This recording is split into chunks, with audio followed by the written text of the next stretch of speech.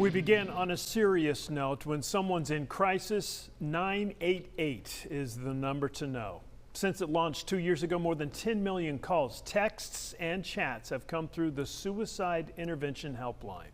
Good evening and thanks for joining us. For Fox 16 News, I'm Kevin Kelly. I'm Donna Terrell, and 1 out of every 7 involved a veteran.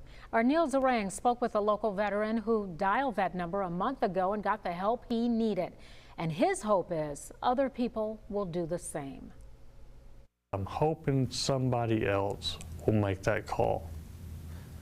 And they have to know that there's no stigma to that call. On October 25th, retired Air Force Staff Sergeant Chris Weatherington decided to keep living, but he almost didn't. It was my 51st birthday, and I was at a lowest point I've ever been in my entire life. He went to a hotel room to end his life, but 3 digits on a flyer beside his bed made him hesitate.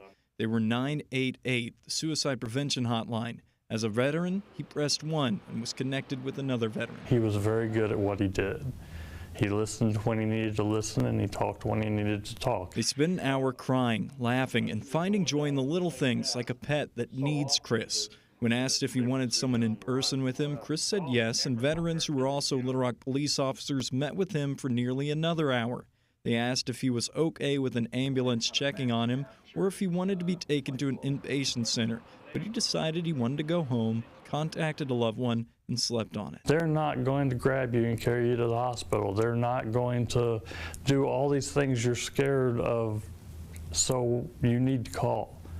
And if you call, you'll get help. A day later, the VA reached out. The VA's #1 priority, suicide prevention. Laura Watlington manages the suicide prevention program for Central Arkansas veterans. Her team of social workers, therapists, and medication providers helped get Chris what he needed in each of those areas. She's been in the position 10 years and says the last 2 with 988 noticeably increased calls locally.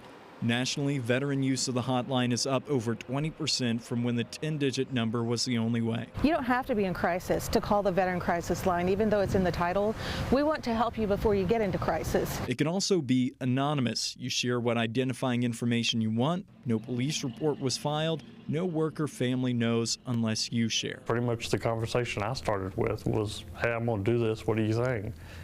And that led to a lot of good things for me and a lot of people who are looking out for me now.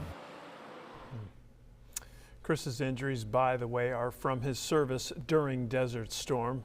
Happy to say he now has updated medication, a therapist, and a weekly class he attends to help with PTSD. His biggest hope in sharing his story is that it will help others who might be struggling to pick up the phone and dial 988.